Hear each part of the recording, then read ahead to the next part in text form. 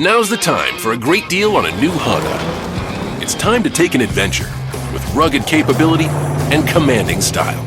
Check out the Honda Ridgeline, Pilot, or CR-V. For a limited time, well-qualified buyers can get a 3.99% APR on a 2025 Pilot, a 1.99% APR on a 2025 Ridgeline, or a 2.99% APR on a 2025 CR-V.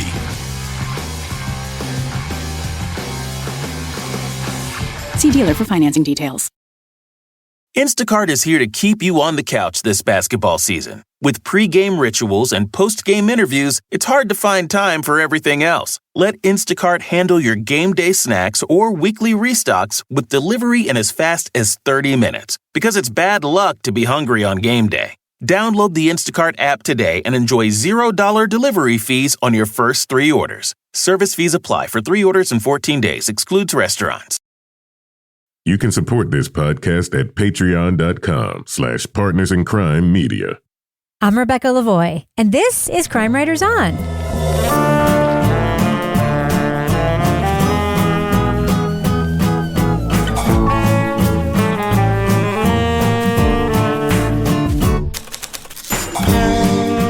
Crime Writers On is the original true crime review podcast that digs into true crime, pop culture, other podcasts.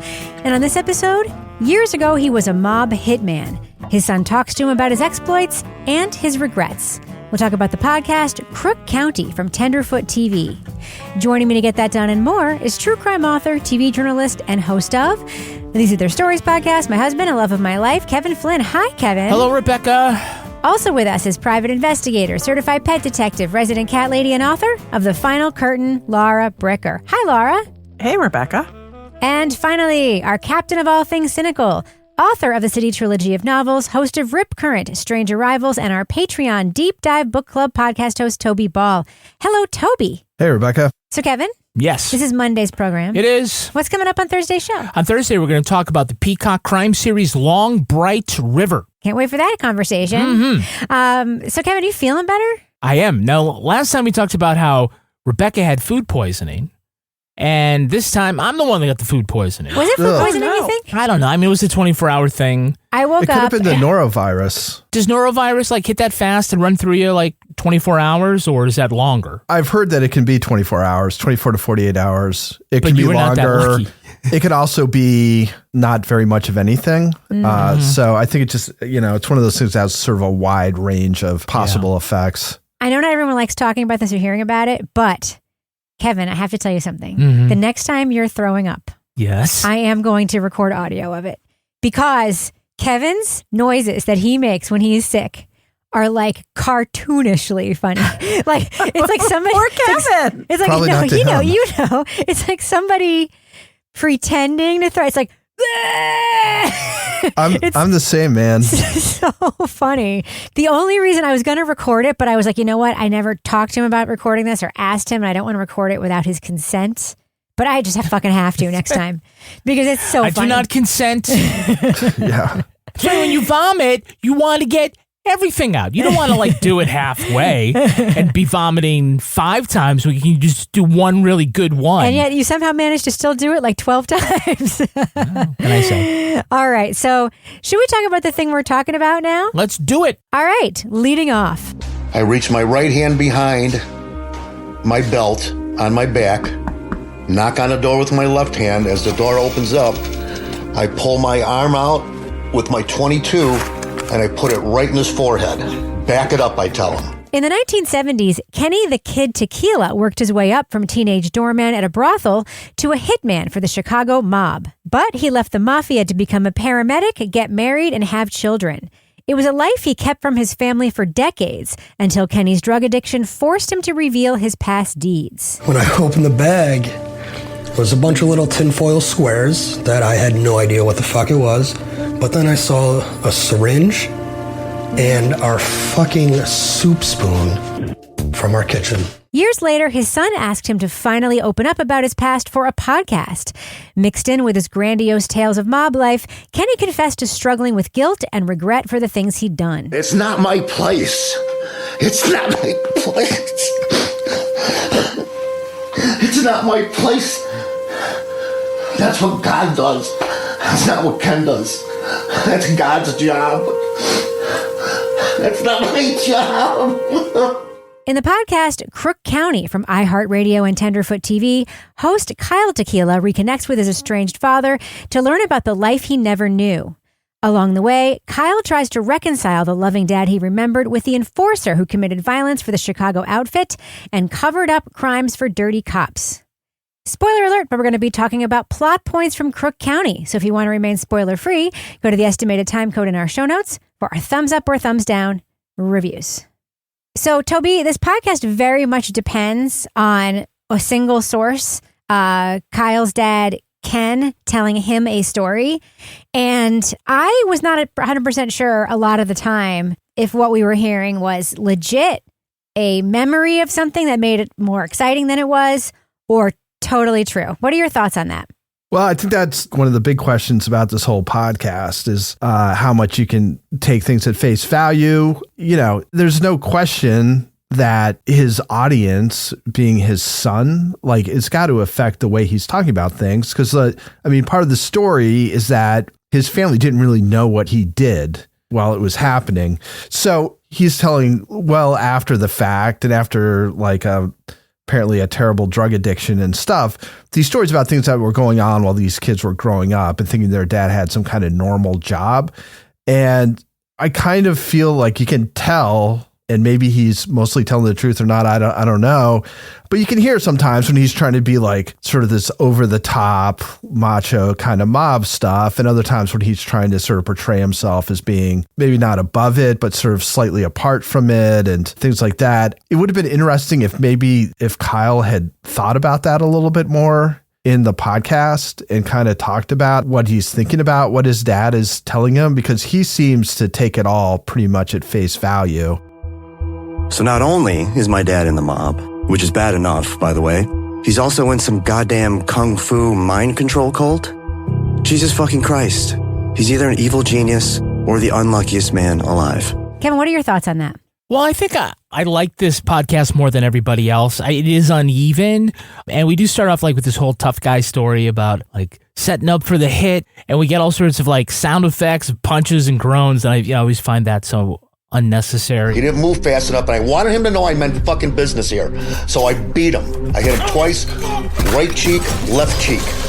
Backed off, put the gun back up to his forehead. Backed him up into the bathroom. Got to the bathroom. At one point, we even get the Tarantella playing to emphasize exactly how Italian everybody is. Of it. Right, But I think that his overall story, whether completely accurate or not, doesn't follow the same path as other mafia stories that we've covered. So that makes it interesting, in part because, like you said, that he, unlike other mobsters, expresses some regrets. Whether it's sincere or not, I think that's for us to discuss and for the individual listener to decide. But I do find it different, and I would have liked a lot more of sort of those things as opposed to some of the hackneyed parts that sort of come into the podcast. Laura, what did you think about the fact that at one point, Kyle tells us that they shouldn't be making this podcast for legal reasons? I think that was an attempt to create some more excitement where maybe none existed. So when he's like, and these names are not real. And I talked to a criminal defense attorney who told me, no way, don't make that podcast. Those people are alive. Please understand that with your dad being alive, that means others are alive. The information is too recent. The 1980s is yesterday. And I really believe that it's a mistake. I would encourage you not to do it. I get it. We're trying to make it seem really exciting that we're hearing never before heard information. But that part to me just felt like sort of an attempt to create some suspense in this plot where really none existed for me. So I have something that really kept sticking out to me this whole time I was listening to this podcast. First of all, I will say I don't know this to be true, but it certainly sounds like there were no women in the room, or at least women who felt comfortable really speaking up during the editing and consideration, production near the end of this podcast and in this podcast. Because this podcast is not made for women, apparently. Well, there's a lot of horror talk, and there's a lot of, quote, running a house of prostitution and taking half the girl's money. And there's just no acknowledgement of him in that role. It's just a story he tells. It's, I was with 6 women at once. So, it's a story he tells. And there's no reflection on Kyle's part about how distasteful and gross and how it does not make his father a good person. That was only like one aspect of it, but I found that kind of unbelievable that went unacknowledged. Toby, what do you think? Do you think that, Kyle's attempt to make Ken, it's his dad, right? So maybe he wants to think he's a good person and he's giving them all this opportunity to talk about all this stuff. Did you find yourself liking, trusting, thinking he was good more as this thing went along or less as this thing went along? Well, I think less. I mean, I don't think there's any way to find him more because at the beginning, after that story, Kyle, and then I think talking to his brother, they talk about how they feel like their upbringing was sort of idyllic and they lived in this nice neighborhood and they played sports and their dad was around and stuff like that. But then as you go on and you hear more about him and yeah, the stuff with the house of prostitution, he's got 6 women. And then there's like the one prostitute who he really like kind of fell in love with. And then it seemed like there's a thing there. It's his soulmate, Toby. And I'm like, dude, you can swim in her eyes. Come on, man. You've got to know. I just want to pause. Didn't that sound like a totally made up bullshit story about the other guy, her disappearing her and then him killing the other guy and throwing his body into the foundation of a building? Yeah, that was wild. If that's true, then I still wouldn't believe it was true. But he was a made guy, Rebecca. You don't mess with the made guy, but we're not telling you his real name. But I mean, the few stories that you actually get from Kyle's childhood involve like these road rage incidents where their father just like attacks these people who are in their cars and just like beats the shit out of them and like leaves them lying in the street or on top of the hood of the car or whatever. It's like, what the fuck? And then when they talk about it, they're kind of like laughing. And it's like, do you think this is funny? Or are you just laughing because it's so freaking traumatic? You don't know what else to do. So, I mean, those are the only things that seemed like kind of verifiable, right? Like everything else was a story. Those are things that those kids remember seeing. And I mean, it's just thuggery, right? I mean, there's nothing else to it. It's just some guy who's good at fighting decides that somebody's pissed him off and he's going to beat the shit out of him regardless of who he is. It's hard to walk away with this being like, wow, that guy Ken really had his shit together. And, Kyle was lucky to have him as a dad. Yeah. Kevin, what are your thoughts on the on what I said before? I know that you have some. Jump back. I mean, I like whores. The whores. By the way, that's how they're referred to in the podcast. So that's why I said that word. The word whore gets used about 500 times in this podcast. Right. He was a cokehead, but hey, it was someone I was hanging out with for a while there, But she would have been your typical. She would have been your typical whore. And there's so many of them that came in and out throughout the years. So I would classify her as just a typical in and out girl, in for a while working and off to do something else. I mean, now I'll just say it's completely generationally accurate, and it's kind of hard for us to expect a guy in his 70s is suddenly going to change his vocabulary about sex work at this point. But it's sort of no matter how he talks about them or feels about them, it just feels like referring to them as whores sort of belies a disdain for them. Because sometimes he's talking about his friendships with them or his romances with them, but also sometimes it's like she's just a whore, right? And so it's problematic. And Kyle sometimes will translate for Kenny throughout this podcast, either apologizing on his behalf or admitting what's problematic. Can you give an example of that? Yeah, sometimes he says it's bad enough that my dad was doing this, but I also found out that he's doing this. And there are times though, when Kyle is sort of talking about his perspective of things. And sometimes it sounds a little bit like he's rationalizing, and sometimes it's he really understands, that I've been sort of blind to all of this. I just felt in this one area about the way we refer to women as whores. Mm-hmm. I would have liked him to sort of, I don't mean jump up and excuse it or retranslate, but I just wanted him to address that because that was tone deaf.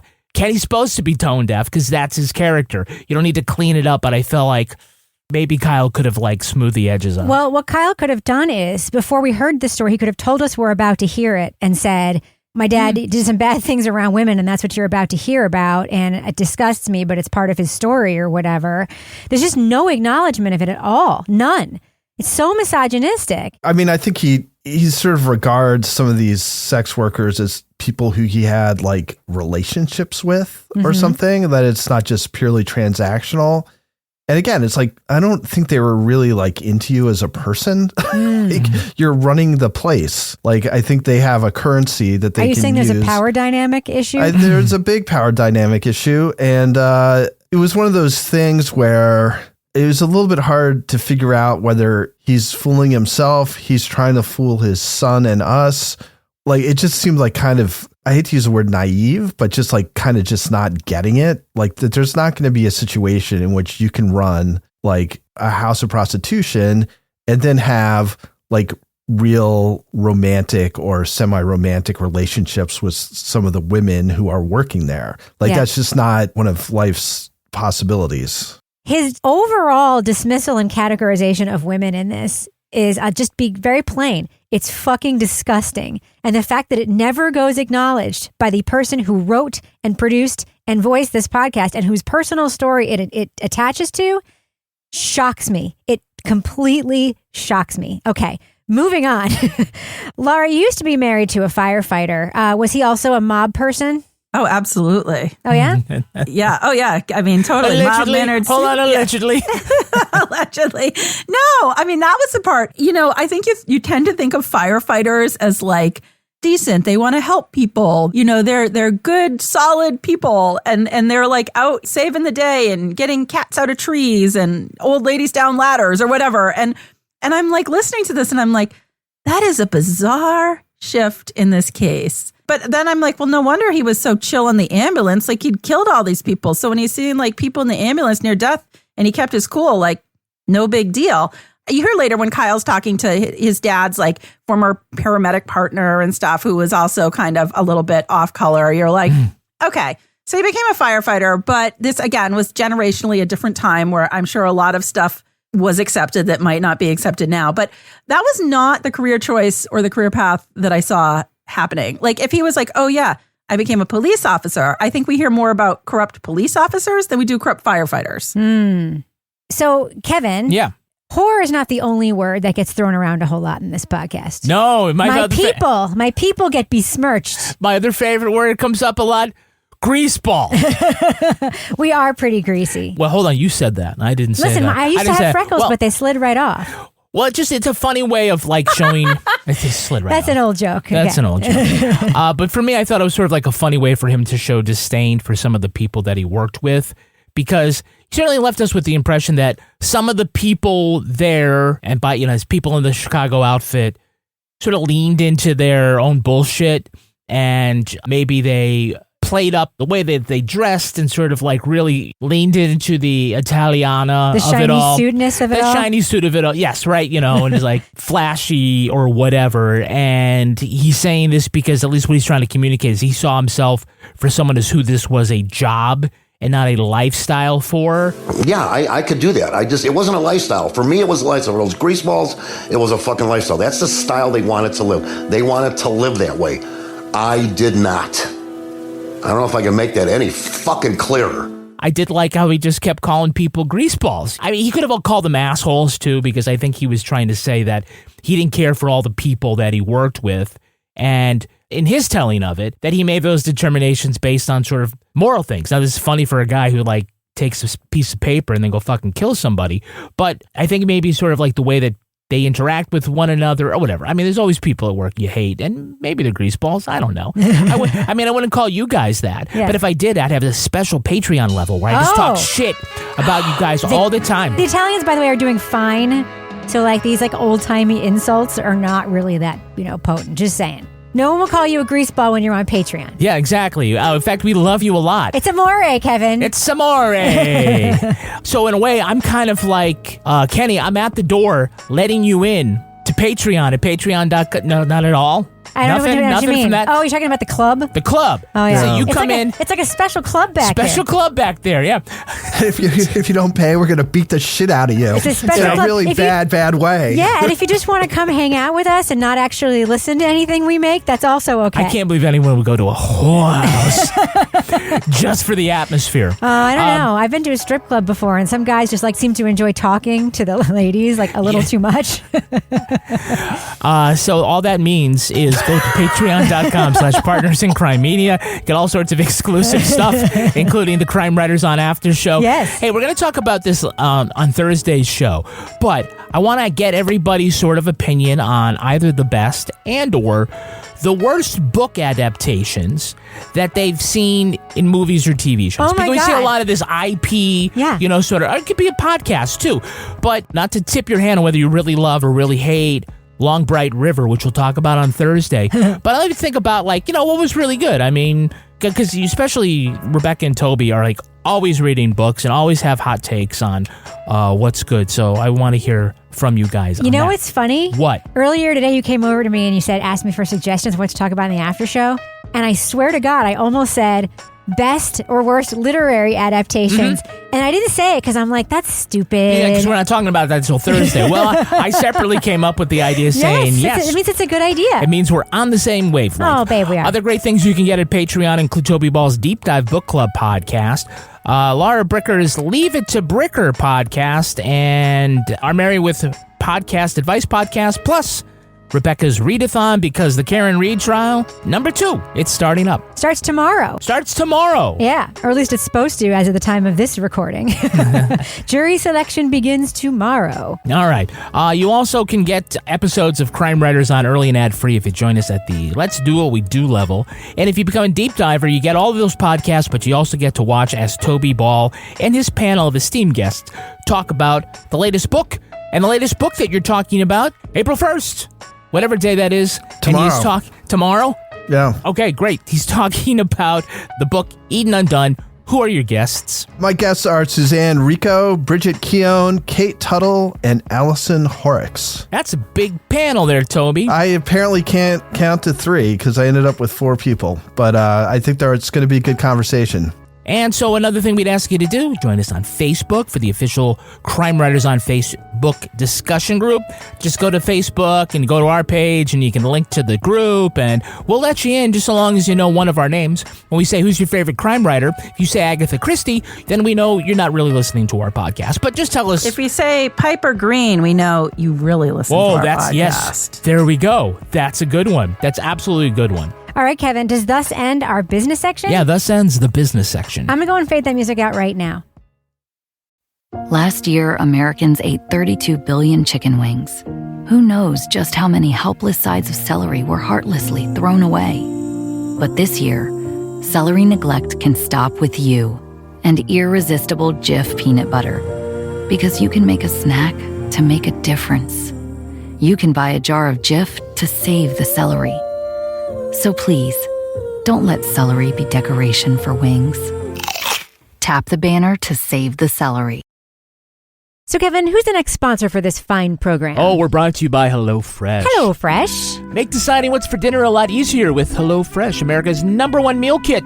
It's easy to find time to eat well with 50 wholesome, hassle-free meals to choose from each week delivered to your door. Plus, HelloFresh's new ready-made meals go from the fridge to your fork in just 3 minutes with all the same high-quality ingredients and restaurant-worthy flavor you can expect from HelloFresh. Kevin, there's a thing that people say about growing up, right?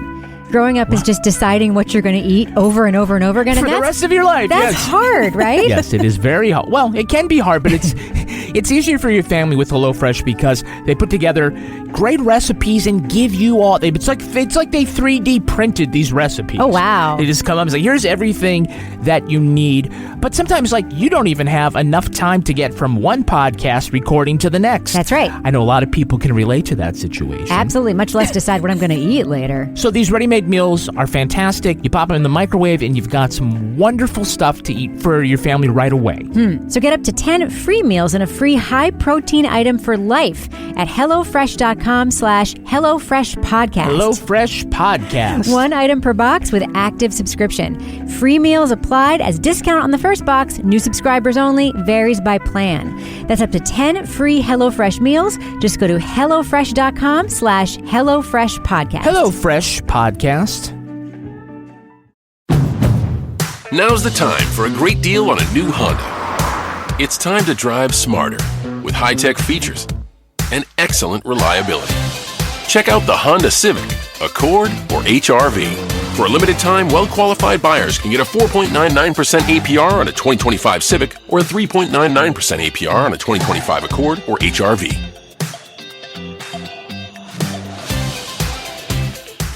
See dealer for financing details. Exclude Civic Si and Type R. So, Laura, this podcast and Anthony Raimundi, that's the one, right, Kevin? Mm-hmm. Have a big thing in common. Yeah. And that is a big tragic event. Yeah. That plane crash. Because remember that in the true story of Anthony Raimundi or whatever that thing, like he looked out the window and he saw the person standing on the plane and all that, again, probably total bullshit. Much like this story. Probably total bullshit. You think the Silver Surfer was outside that DC-10 as it was crashing and he's the one who saw it? Okay. Yeah, much like this case where Kenny sees the plane crash and this just sort of changes the course of his life as well. Now he's going to That's probably true, though. You never know. And now he's going to become a paramedic or a firefighter because, he saw this horrible plane crash. Just kind of seeing it changed his life. I'm like, it was just funny as I was listening. I was like, oh my God, that fucking plane crash again. Mafia guys love plane crashes, apparently. Yeah, I'm like, I never heard about this before the last. And now what's next? Who next is going to have a life-changing experience with this plane crash? Yeah. So, Toby, generally speaking, I was listening to the stories that Ken was telling, and veracity aside, although this maybe is tied to that, it didn't seem like there was anything particularly singular about his tales of being in the mob, right? Yeah, I mean, that's what was kind of surprising to me a little bit, is that the setup basically is that, he's in the mob, but his family doesn't know. And I was kind of kept waiting for that to somehow play a part in things about how hard it was for him, something came up and he was trying to hide it from his family. That made things more complicated or whatever. And that really doesn't happen at all. I mean, it sounds as though he has this sort of mob existence. Mm-hmm. And then he comes home and his family's just not curious about what he does with his days. So he doesn't have to kind of explain anything. I mean, there's some interesting stories, I guess. The story about how he gets recruited is kind of interesting, I guess. Although, again, I feel like it's a story I've heard before. And, the way he justifies the people who he kills or helps in killing. Again, it's a story we've heard before. The people who They had to die, Toby. They had to die. Yeah. I mean, they're in the life. They know the rules. So they know if they trespass against the rules, if it wasn't me, it'd be somebody else, blah, blah, blah. So, in fact, I thought the more interesting parts of this were after he's out of the mob, but he's still sort of acting like he's still in it. There's this insane story about how he ran into some guy. He saw some guy in a car and, they kind of got into it between their cars and they went on this crazy car chase and he let him into the death zone or something. And not the death zone. And I made a quick chop left and kept going at about 70 miles per hour, but he wasn't fast enough. He hit that concrete embankment and his fucking car exploded. Rearview mirror. Did you notice, though, the thing with Toby was that he said they came up beside each other because they were in stop-and-go traffic? Yeah. And then all of a sudden they were able to have this high-speed chase? What was this, in the breakdown lane? What was the... The HOV lane. All of a sudden it opened up? Yeah. Well, there was an accident that, people filtered out and then they went 90. There you go. His story is this guy couldn't handle the death zone. So he couldn't make the turn and he wiped out and died. And it's all right, that was your plan. It's to go into the death zone knowing that he couldn't handle it and you could.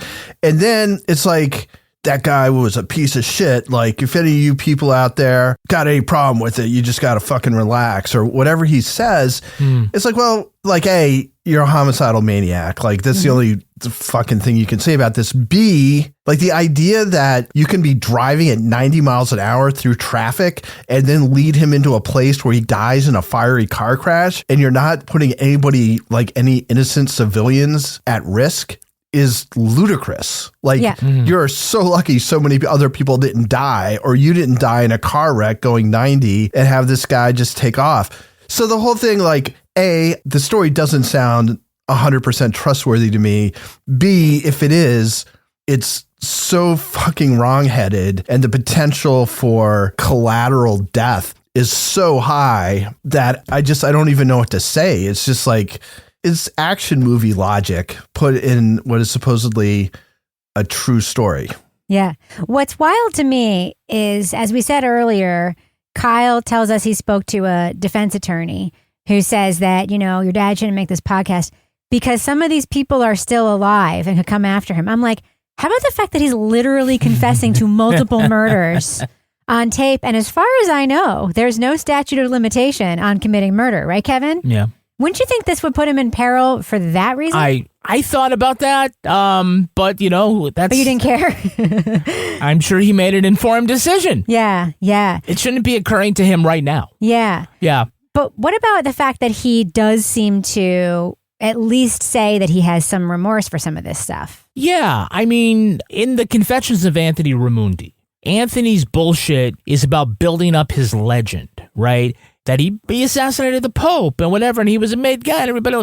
We, the listener, I came to believe, even if the host didn't, is that Anthony was wanting you to think he's dangerous when he really isn't, right? Kyle already says, it's impossible to fact check a lot of this, but there are things that he can fact check, like his memories of his father and his, with among other people, and he ends up coming away with the idea that Kenny is more dangerous than he thought. And so it's mostly like Kyle trying to get the audience, first to see Kenny is redeemable, but the more he kind of hears about it, I mean, there are parts that are already just his perception of this happy childhood and this loving dad really get challenged, as opposed to a lot of the other times when it's just oh, this guy, Sons of Ecstasy and Crooked City, right? It's again, this has the same amount of braggadocio, but what I would really like to hear from Kyle is whether he believes this and which ones he believes and why.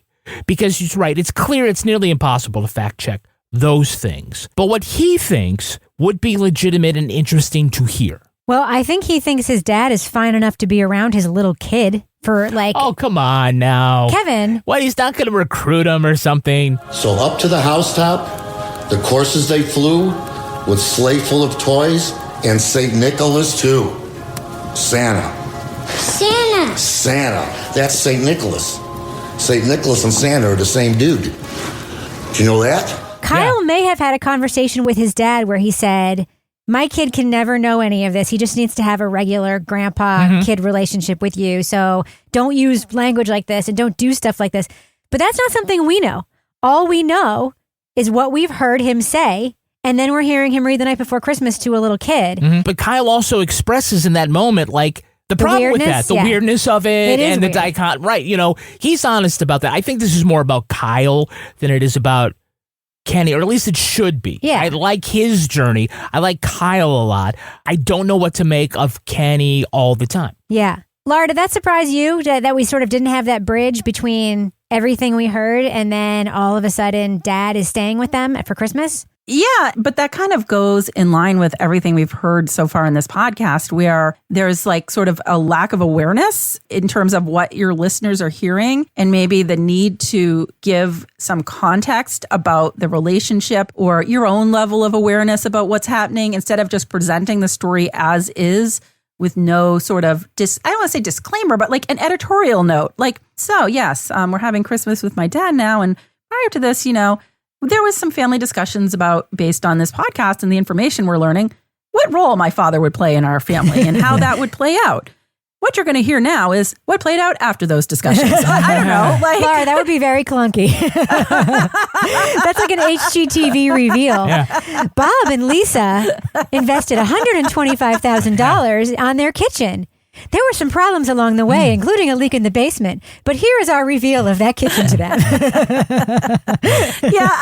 Yeah, exactly. But maybe it's more we're just going to tell this story and let everybody make their own, or maybe it's not an issue to Kyle. Maybe he's just whatever. This is how it is. This is how my dad's always been, and we're just going to roll with it.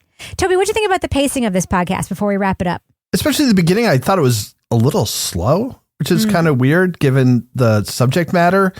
It just seemed and I think part of it maybe Ken's just sort of storytelling and stuff, but there were times I was all right, let's get to the end of this thing so we can figure out what's happening next. I don't mean to completely dump on Kyle. There's some good writing in this. Agreed. I think it's a tough subject, kind of dealing with this as being your father's legacy. And he clearly had these other sort of beyond the whole mafia thing. He had this traumatic, having to deal with his father when he was in the throes of heroin addiction. and basically saving his life by getting him into a rehab facility. So I think it must have been, emotionally difficult and complicated to go through and figure out what to do with the tape that he has and what to include and what to say about it. And I think that's a tough task. I think he finds his father's story so interesting, or thinks that people are going to find his father's story so interesting, that he removes himself to such a degree that I think, like you were saying, but I think that the thing that is kind of missing is, like, what does he make of all this? Like, he's clearly a smart, thoughtful guy who's spending a hell of a lot of time and exposing, like, his family secrets. But he's like, I can't not look back at my childhood and think that it's not idyllic. It's like, well, really? Like, you saw your dad, like, beat the shit out of a guy when you were, like, 7 or 8 and in the backseat of a car. Like, there's no way that could not, like, leave a lasting impression on you. And it's notable, I think, that his twin brother doesn't, like, talk to his dad, right? Didn't we hear that at one point? Yeah. It's weird because in a lot of ways it feels like it would be a story about family trauma, but Kyle just kind of doesn't let himself go there. And maybe that's self-protection. And if that's the case, I get it. But if it's because you think that these stories that your dad is telling are more interesting to listeners than you talking about sort of what you think about this or how this makes you reassess things or whatever, like, he comes off as being smart and eloquent enough where I think he could have, done some pretty interesting stuff with that. And I feel like that is missing. And I think it's not to the show's benefit.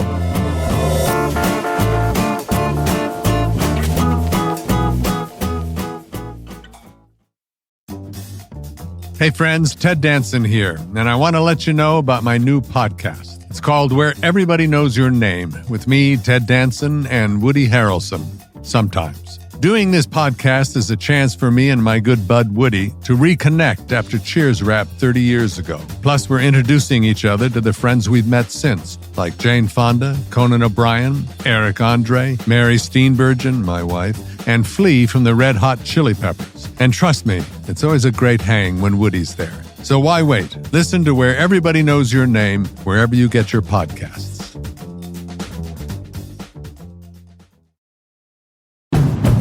Now's the time for a great deal on a new Honda. It's time to take an adventure with rugged capability and commanding style.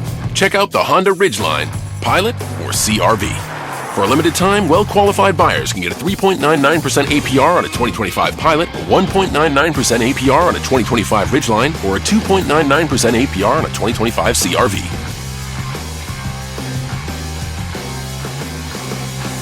See dealer for financing details. Whether you're traveling, advancing your career, or just love learning, speaking a new language can create incredible opportunities. And with Rosetta Stone, learning a new language is easier and more immersive than ever. With 30 years of experience, millions of users, and 25 languages offered, Rosetta Stone teaches you to communicate, listen, and think in your chosen language. They even have a built-in speech recognition technology that provides real-time feedback to help you sound like a natural. Learn languages like Spanish, French, Korean, Dutch, and more, whenever and wherever you want. Don't wait. Unlock your language learning potential now. And as a listener of today's show, you can grab Rosetta Stone's lifetime membership for 50% off. That's unlimited access to 25 language courses for life. Visit rosettastone.com/pod50 to get started and claim your 50% off today. Don't miss out. Go to rosettastone.com/pod50 and start learning today. Instacart is here to keep you on the couch this basketball season. With pre-game rituals and post-game interviews, it's hard to find time for everything else. Let Instacart handle your game day snacks or weekly restocks with delivery in as fast as 30 minutes. Because it's bad luck to be hungry on game day. Download the Instacart app today and enjoy $0 delivery fees on your first 3 orders. Service fees apply for 3 orders in 14 days. Excludes restaurants. All right, let's do what we do. Let's let our listeners know, should they check out Crook County, the podcast. Laura Bricker, thumbs up or thumbs down for Crook County? I think we've talked about this before, like kind of the mafia family stories are not really the type of story that I really gravitate to. So this is kind of subjective for me. I felt like this was something that might have been good as a magazine article or maybe a nonfiction book, but told in podcast format, listening to basically, kind of a recounting of the host's father's life working as the mafia enforcer, and that he didn't know about it when he was a child and now he knows about it, didn't feel like there was a lot of stakes to it for me. Actually, no stakes, quite honestly, that actually made me feel like, why am I listening to this? Why am I invested in this? It was more of sort of like a memoir told through a podcast. And it was also kind of problematic because there was a lot of what I'm going to call old school language and attitudes towards sex work and women and misogyny that was just sort of left unchecked. And I was listening to it and I'm like, oh, I was driving along. Oh, ooh, like some of the, I'd be like, different generation, different time. So for me, it just wasn't really my thing. I think that mafia story, but also the fact that it just didn't feel like there was any suspense to this. And I just was like, okay, I'm sorry. I think it's an interesting story. This might not have been the medium for the story to be told. So thumbs down. Toby Ball. Yeah, I mean, I think, we've talked about this before, and it's not like a real original observation, but sort of the self-mythologizing of people in the mob or connected to the mob or whatever. And this feels like it kind of falls into that. There's a lot of sort of unverified/unverifiable stories about crazy stuff that happened. The basic idea is that the narrator's father was in the mob, but his family didn't know all throughout their upbringing. And it seems like if you were going to write a book or a script or something about it, it seems like keeping the family from knowing would be part of what would be difficult about that guy's position, but that doesn't seem to play any part in it whatsoever. So what you're left with is a bunch of sort of mob stories and then some stuff that happens later in life that just, I don't know if they really hit with me. It's a tough project for a child to do a thing, which is basically looking at one of their parents' misdeeds or whatever. But I just kind of felt like it was a little bit hard to figure out what was myth and what was real. And then I think we were kind of left out of what sort of Kyle's sort of reaction to all this was. So I'm a thumbs down. It didn't hit with me. And that's all I got to say. Kevin Flynn. Yeah, I'm a mild thumbs up on this. There were parts here we had really great writing. There were sections where, dare I say, kind of reminded me of Dan Taberski, for real. So I think Kyle gets a little more comfortable as he goes along. You're right. There's a lot of these stories here that's, tough guy stuff. But there were also moments of real vulnerability that we don't usually hear from the guy who's talking about how he's in the mafia, sort of breaks down in tears and kind of I think that his own recovery journey might have influenced the way that he sees his life now in his twilight years.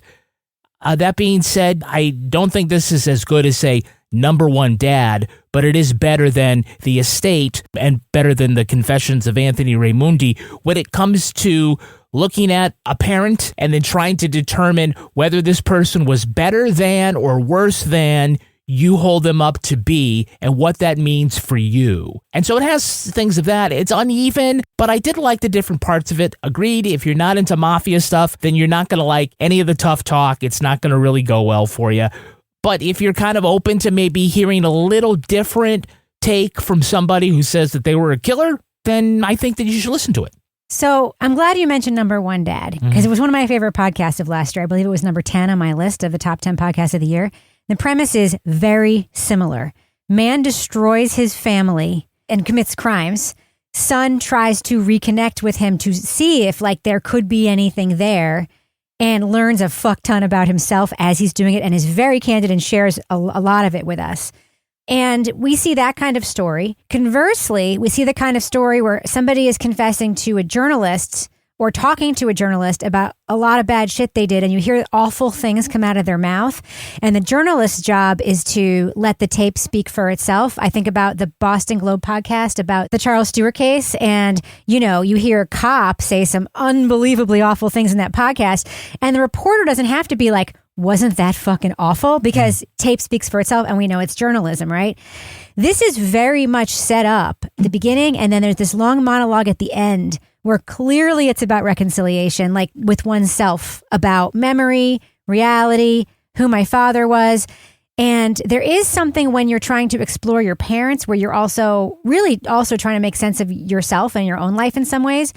This doesn't hit in either direction. It sort of misses where it shades into the personal, but it shades into the, we're just going to let him say this and not acknowledge how fucked up it was, which is not what you can do with a podcast when you're talking about your dad. So that's an issue for me. Another issue for me is, once again, glorification without check of mob stuff. This is horrifically violent stories that this guy is hearing. And I don't understand why, as a culture, we tolerate listening to it without pushing back on this whole narrative. So yet another podcast comes out, or another movie comes out, another series comes out where this is the heart of the material. And there's nothing reflective or introspective in it about what the fuck? Like, there isn't that like real, like, we need to look at this from a different angle kind of situation.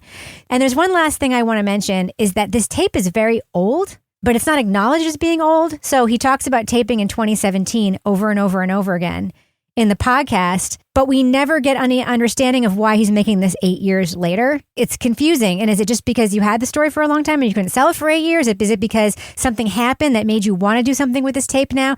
And that was just very disorienting to me. I felt like I had been listening to a podcast that came out a bunch of years ago that's being reissued or something like that. So there should have been some acknowledgement of that time differential.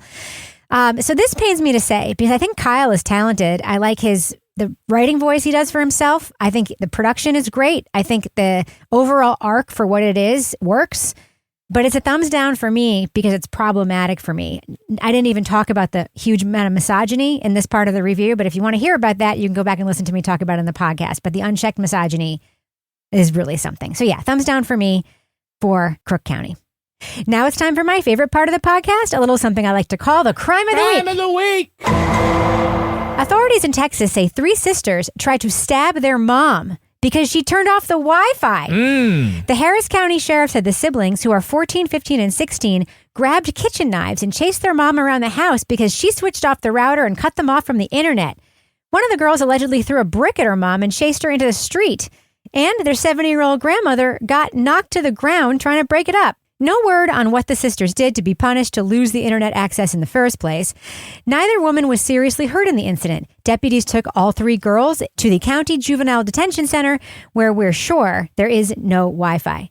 So, panel, this is a big reaction to losing internet access. Overreaction. Yes. What online activity do you think these sisters were doing when their Wi-Fi got cut off? Oh, wow. Maybe they were trying to log into the Crime Writers On Facebook discussion group. I don't know. Yeah. I don't know. What do you think, Toby? What online activity were these girls trying to do when the Wi-Fi got cut off? It's sort of in the same vein as Laura's, but trying to figure what of the over 700 different podcasts we have on our Patreon site they wanted to listen to, because that can take a while. That's a good point. Yeah. What about you, Kevin? Yeah, I think they were trying to join us on TikTok to get all the short clips from the readathon as the Karen Reed trial picks up again. You got to get Rebecca's hot takes. This guy and really check out her self-promotional. beautiful hair. I know. I think it's a little weird that we think our listeners would like go after their moms with knives if they got our 14, 15, and 16-year-old listeners. It's our demographic, man. I initially thought of that amazing video with those sisters where the girl cut the other sister's bangs. Oh, yeah, that's a good one. And I was like, maybe they're watching a bangs tutorial, or maybe, and this is why bangs tutorial? Yes, there's so many bangs tutorials. That's called YouPorn. Yeah, don't Google that, folks. So many bangs tutorials on TikTok. It's wild. There's a whole genre of bangs tutorials. But the other thing I thought was, like, they were not effective, right? 3 girls chasing their mother with a knife or knives, right? And a brick. Maybe they were looking up knife skills and didn't get to finish that video. Just saying. Good thing. Yeah. All right, that's going to do it for us. Laura Bricker, if folks want to reach out to you on the internet, how can they find you there? As long as your Wi-Fi is not turned off, you can find me at Laura Bricker on Blue Sky and Instagram. What about you, Toby? Where can you be found? At Toby Ball NH on the Blue Sky. What about you, Kevin? I'm at Kevin P. Flynn.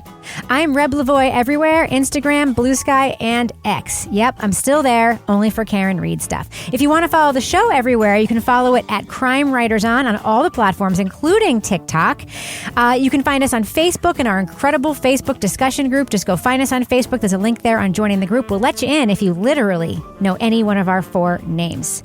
Get episodes early and ad-free at Patreon to get all the stuff we make back there. Our theme song was composed and performed by Tyler Gibbons, and our editor is the truly terrific, still living in Spain, Livy Burdett. The EP of this show is Kevin. This show was recorded in Studio C, the closet in our New Hampshire basement, where we also remind people of John Travolta in Saturday Night Fever. By the way, that movie is not funny. Sorry, Kyle. On behalf of all the crime writers, thanks so much for listening. We will catch you later. And the latest book that you're talking about, April 8th, is Eden Undone. Who's going to be joining you for these hot takes, Toby? It's April 1st. It's tomorrow. Oh. Didn't you move it to April 8th? No, I moved it to 6 o'clock from 8 o'clock. Okay. I fucked that up completely. I'm going to go back on Just say Patreon. it again. Just say. No, I'm thinking about, I've already sent out a message. You wrote in the newsletter and everything? Fuck my butt. Okay. I'll make sure. I mean, I misread the Slack God message. only knows what I sent you.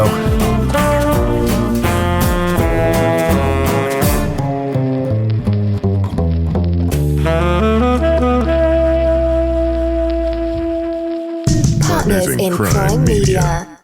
Hey everybody, it's Rob Lowe here. If you haven't heard, I have a podcast that's called Literally with Rob Lowe.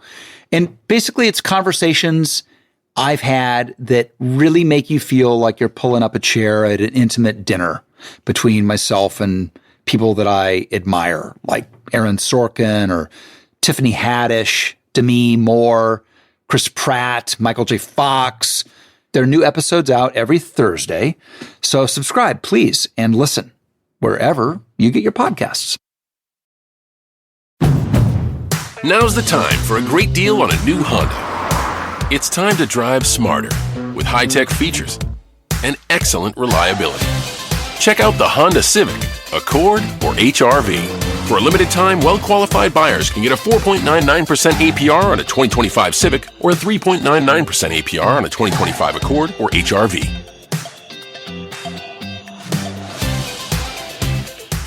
See dealer for financing details. Exclude Civic Si and Type R.